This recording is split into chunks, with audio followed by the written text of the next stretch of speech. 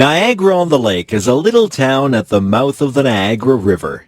It is only 12 miles north of Niagara Falls. It used to be true that very few tourists would bother to travel from the falls down to Niagara-on-the-Lake. Nowadays, however, the little town itself is a major tourist attraction. The town has a remarkable history. The area played an important role in both the American Revolutionary War and the War of 1812. As a result, the little town has two forts, Fort George and Fort Mississauga. When Fort George was reconstructed for the public in the 1930s, Niagara-on-the-Lake got its first big tourist attraction.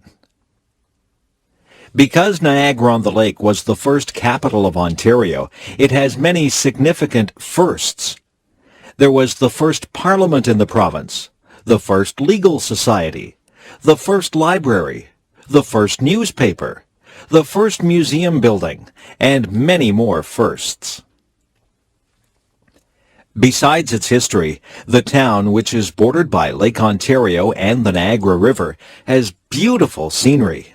On a summer's day, visitors can watch the sailboats going out the river to the lake. On the land side, Niagara is part of the fruit belt of Ontario. Peaches, pears, apples, cherries, and strawberries grow here in abundance. There are also long rows of vines, and winemaking has recently become a major industry. The mild, humid climate allows plants to flourish. The trees, especially the oaks, grow to remarkable heights. Flowering trees and shrubs perfume the air in the spring. Gardens are often spectacular for much of the year. Because of this, Niagara-on-the-Lake attracts many painters and photographers.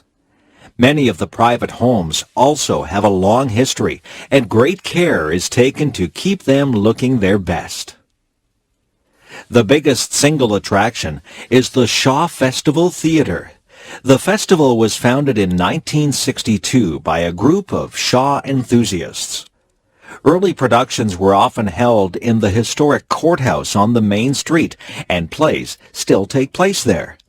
In 1973, however, a new 861-seat Shaw Theatre was built at the south end of town. Since then, traffic to Niagara-on-the-Lake has been steady all through the long summer season. In 1996, Niagara-on-the-Lake was voted the prettiest town in Canada. Partly, it is the scale of things that makes the old town so attractive. The old town is only about 8 blocks long by 8 blocks wide.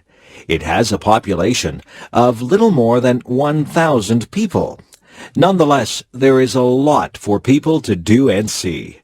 There are many interesting shops, old hotels, bookstores, art galleries, museums, a golf course, a marina, historic churches and cemeteries, several parks, 3 theaters, and lots of restaurants. Because it is small, Niagara-on-the-Lake is a good place to walk around or bicycle around. There are also horse and wagon rides. Although the main street can be hectic in tourist season, one doesn't have to go far off the main street to get in touch with an older, slower time.